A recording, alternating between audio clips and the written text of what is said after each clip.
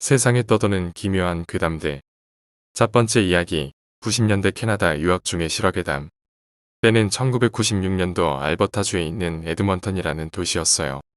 지금이야 캐나다로 어학연수 가는 사람들도 많고 유학생도 많지만 그 당시만 해도 한국 학생들을 만나기란 쉽지 않았죠. 더군다나 제가 가게 된 에드먼턴이란 곳이 그 당시만 해도 한국 사람들에게 잘 알려지지도 않았고요. 저 또한 한국 학생이 한 명도 없는 규모가 작은 고등학교에 입학하여 유학생활을 시작하였죠. 그렇게 첫 수업이 시작되려고 하는데 동양인 한 명이 교실로 들어오더니 제 옆자리에 앉더군요. 이 친구는 홍콩에서 온 친구였고 아무튼 한국 사람은 아니지만 그래도 동양인이란 이유 때문인지 말 걸기도 쉬웠고 제가 영어를 잘하는 편은 아니었지만 그래도 한국에 있을 때부터 영어 시험은 100점을 놓치지 않았기에 서툰 영어 실력이었지만 그렇게 말을 건네며 금세 친해질 수 있었죠. 그렇게 새로운 생활이 시작된 지 2주일 정도 지났나 렌시라고 홍콩에서 온 여학생이 한 명이 더 있었는데 이 여학생이 실종되었다는 소문이 퍼지기 시작했어요. 학교가 시작하고 2주 동안 연락도 안 되고 어디서도 찾을 수가 없었죠. 그리고 이 렌시라는 여학생은 제가 첫날에 만났던 그 홍콩 남학생의 여자친구였죠. 그러고 보니 이 홍콩 친구를 만나면서 느꼈던 점이 얘가 굉장히 우울해 보이고 잘 웃지도 않았고 이 친구와 대화를 하다 보면 저 혼자 얘기하고 제가 묻는 말에만 대답을 했던 것 같았어요. 그래서 저는 이 친구가 여자친구가 실종돼서 슬퍼서 그랬나 보다 하고 위로를 해주려고 점심시간에 만나서 같이 밥을 먹었죠. 크게 웃는 모습을 본 적은 없었지만 그래도 간간히 작은 미소를 보내며 아픔을 참아보려는 표정이 보였어요. 저는 여자친구 일은 안 됐다고 위로의 말을 건네어 주었고 그 친구는 제 얘기를 들은 건지 말은 건지 멍하니 땅만 쳐다보고 있더군요.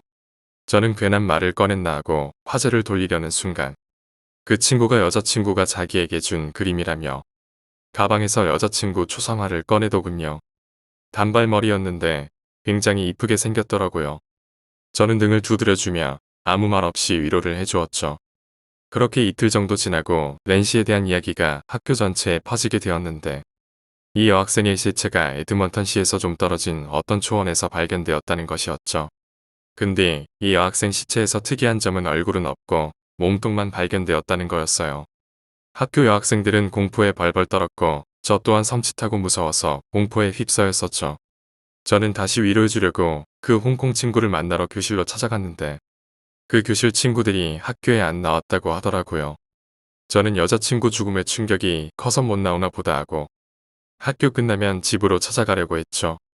그렇게 생각하고 수업을 하고 있다가 불현듯 떠오른 생각에 이상한 기분이 들기 시작했어요. 예전 점심시간 때 보여준 그 초상화. 가만히 생각해 보니 그 초상화에 이상한 점이 있었죠.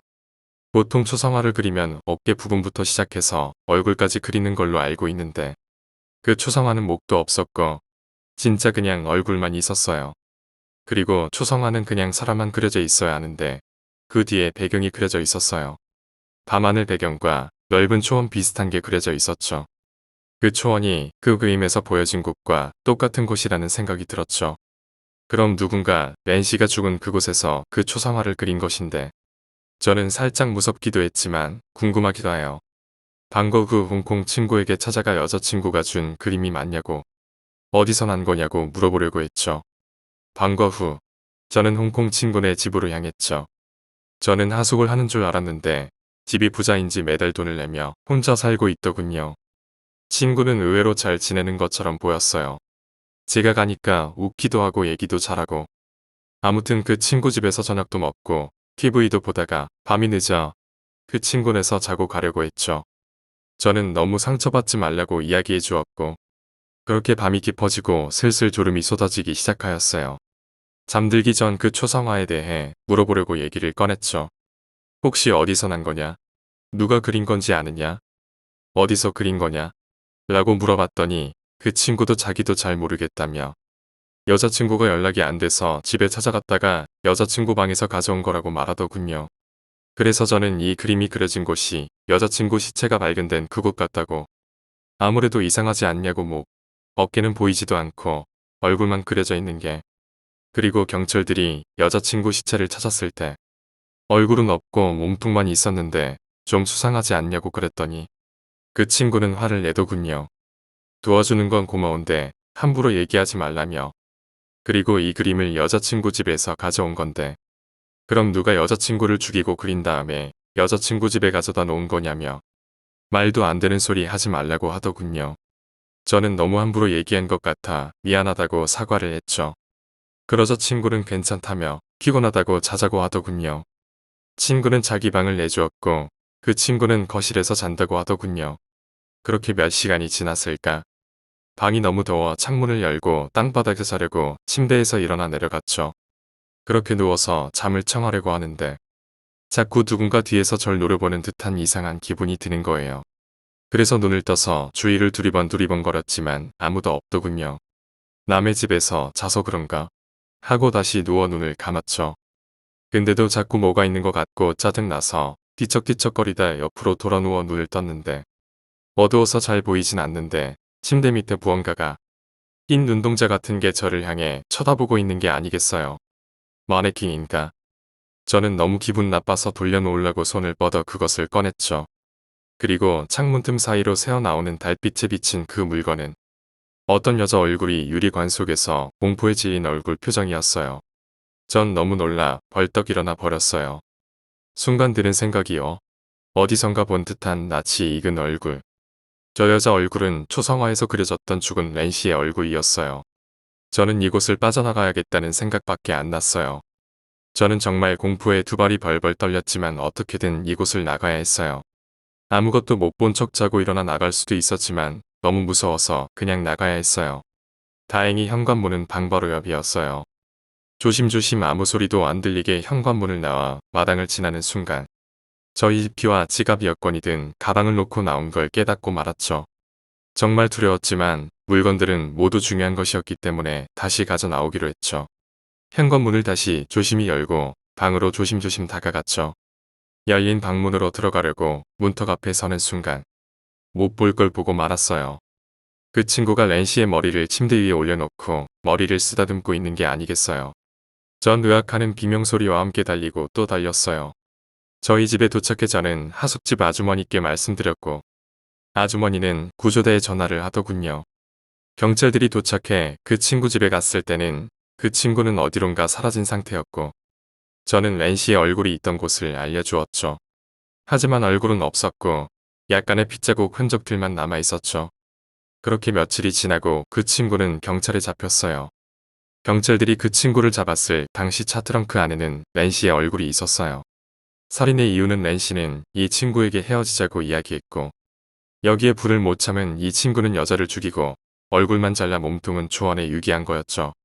정신적으로 이상이 있었던 이 친구는 몸통과 얼굴을 낫으로 베어냈고 몸통은 버리고 얼굴을 지니고 있었던 이유는 그녀를 자기 것으로 만들기 위해서 그리고 그녀 얼굴이 보고 싶을 때 보기 위해서 초상화를 그린 이유는 얼굴을 들고 다닐 수는 없고 언젠가는 얼굴이 썼기 때문에 그린 것이라고 얘기하였죠.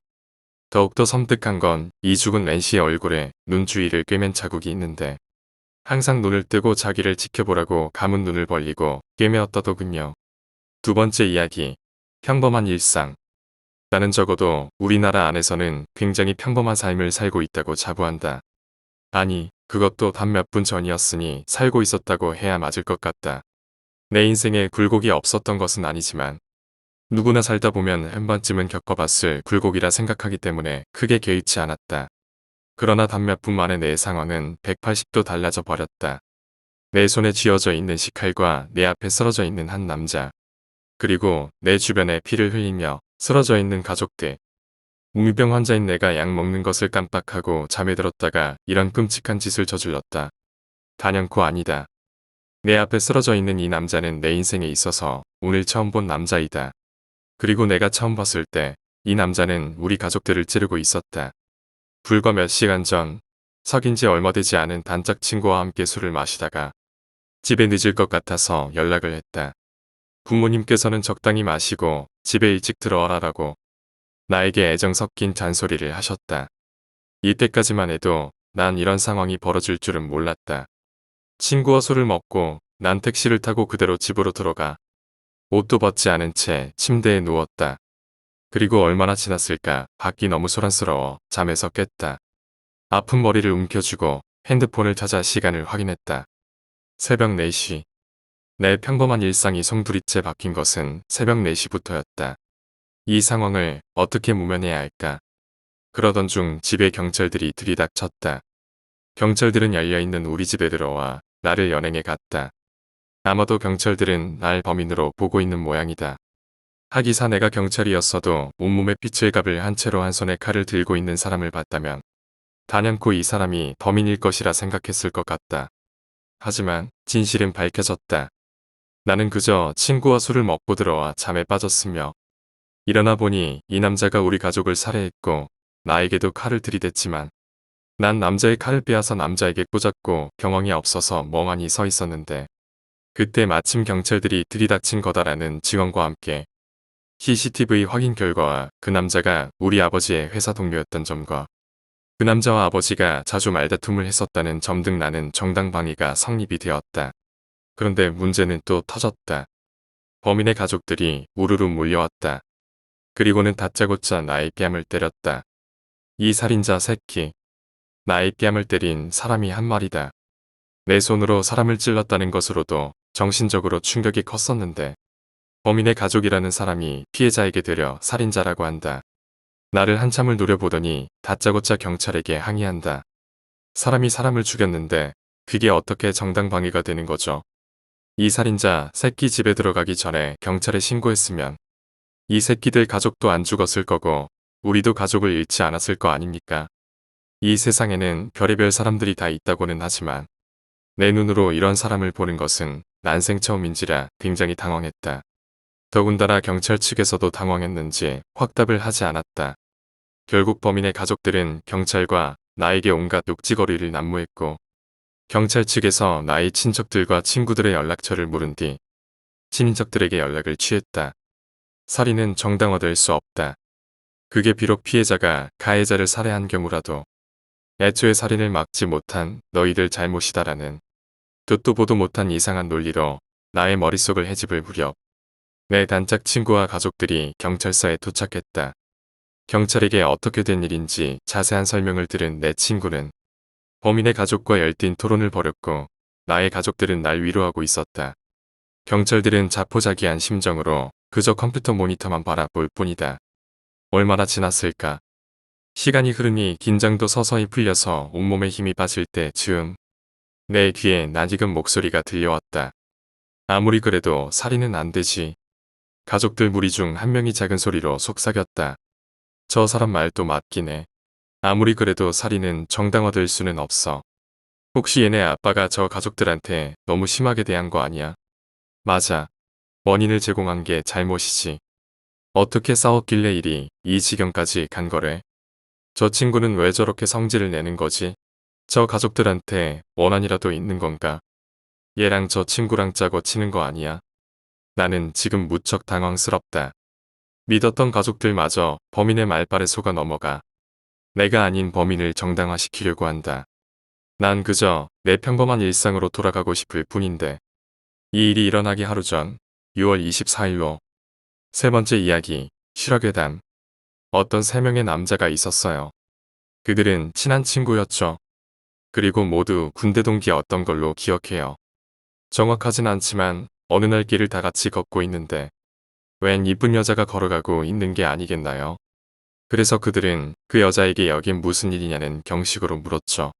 그러자 그 여자는 그냥 가르다가 다시 뒤를 돌아오면서 저기요, 부탁이 하나 있는데 혹시 들어주실 수 있나요?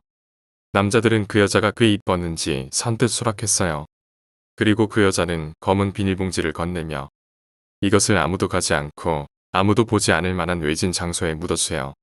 아, 그리고 이건 사례금이에요. 남자들은 그냥 묻어줄 테니 사례금은 필요 없다고 했지만 여자가 지어주고 가는 바람에 받게 되었죠. 그런데 그 봉투 안엔 현금이 40만 원이 들어있었어요. 그것도 만원짜리로요. 당시 40만 원이면 현재는 80에서 100 정도거든요. 그런데 그걸 학교 공터에 묻고서는 그 돈으로 신나게 술을 퍼마셨죠. 그리곤 술김에 그 봉투 안에 든 것이 무엇인지 생각하기 시작했어요. 얘, 그 봉투에 든 거 진짜 뭘까? 야, 몰라. 그냥 준 돈이니까 마셔. 알게 뭐여. 그래, 그냥 마셔. 근데 혹시 마약 같은 걸 수도 있잖아. 사례금을 이렇게 준 거 보면 이상한데. 하긴 그것도 그런데. 그리고선 그들은 술김에 달려가 흙을 파고 봉투를 열었어요. 그러자 옷반지 2개가 나왔고 폐물들이 나왔죠. 그리고 노란색 종이 같은 게 있는 거예요. 그들은 이게 뭐지 하며 그걸 였죠. 그런데 그 노란 종이들은 부적과 무서운 그림이 그려져 있었어요. 사람 그림과 글씨요. 그리고 그들은 술에 취해 이게 뭐지 하면서 내일 알고 보자는 식으로 짐을 짰죠. 그리곤 그 부적을 들고 점집을 찾아다녔어요. 그러곤 그 부적을 펼쳐 보였죠. 하지만 찾아가는 점쟁이마다 쌀을 뿌리며 욕설을 퍼부었어요. 있는 물건을 죄다 집어던지고 욕하고 통곡하고 이딴 걸 왜 나한테 보이는 거냐고 했어요. 이젠 난 망했다며. 그리고는 그들은 결국 남은 돈 사이에 부적을 끼워 주었어요. 그러자 그 점쟁이는 그걸 받고는 욕하고 나가라고 했죠. 하지만 그들은 나갈 수 없었어요. 끝까지 들어야겠다고 했죠.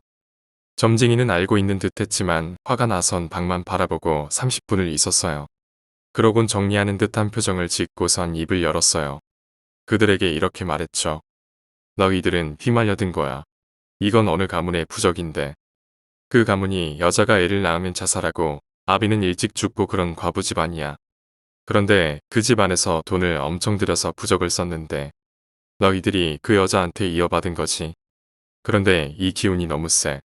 너희한테 그 기운이 너무 강하게 들어왔어. 해결책도 없다.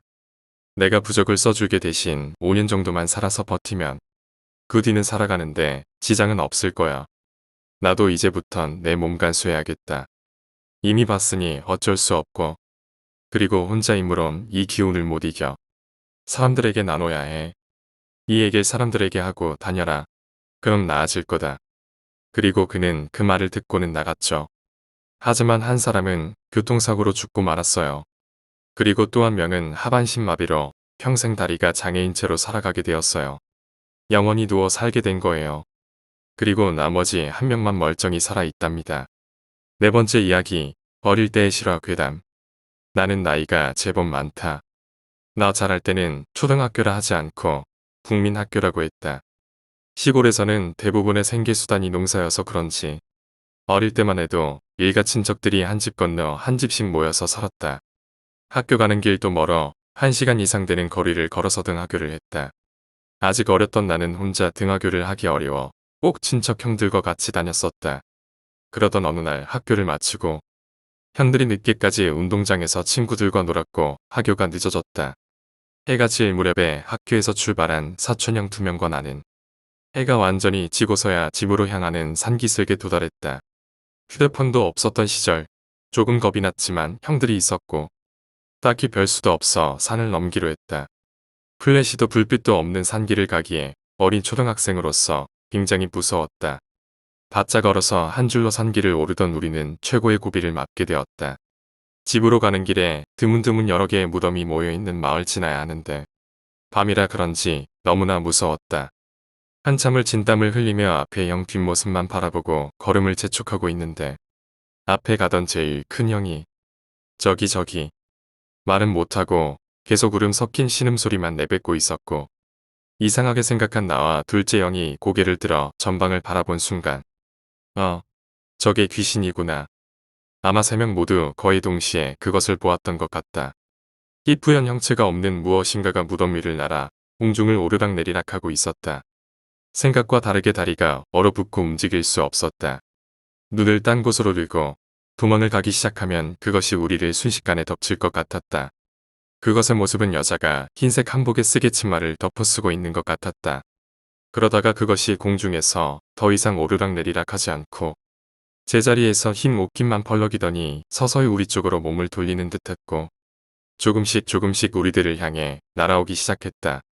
나는 눈물과 콧물, 식은땀으로 온몸을 적시고 그때는 몰랐었지만 오줌까지 지리고 있었다. 그 시간이 얼마나 지났는지 모른다. 그것은 점점 더 가까워졌고 형들 중 한 명이 안 돼 하고 거칠게 숨을 몰아쉬다 쓰러졌고 그와 동시에 두려움을 견디지 못한 나도 기절해버렸다. 시간이 얼마나 지났을까? 누군가가 깨우는 소리에 어렴풋이 눈을 뜨니 아버지가 나를 안고 깨우고 계셨고 옆에서는 형들이 미친 듯이 울고 있었다. 나도 깨자마자 아버지 품에 파고들어 몸을 숨기고 떨다가 시간이 좀 지난 후에야 주변을 돌아볼 수 있었다. 형들은 귀신을 보았노라고 어른들에게 미친 듯이 설명을 했고 난 아직도 얼굴이 하얗게 질려 있었다. 산을 내려 우리들은 용하다고 소문난 야매 한의원을 찾아가 놀란데 효험이 있는 침을 온몸에 시술받아야 했다. 나중에 아버지께서 전에 들었던 얘기에 의하면 애들이 집에 올 시간이 한참이나 지나도 오지 않아 걱정하고 계시다가 어른들 몇몇이 애들을 찾아 학교 가는 길로 가시다가 공동묘지 근처에서 찢어진 비닐 조각을 덮고 나란히 누워 자는 우리들을 발견했다는 것이다. 이놈들이 산에서 놀다가 지쳐서 잠이 든 모양이구만. 어른들은 이렇게 생각하셨단다. 하지만 난 아직 확신하고 있다. 내는 분명히 귀신을 보았고 비닐 조각은 귀신이 자신의 흔적을 없애기 위해 덮어놓은 것이란 걸.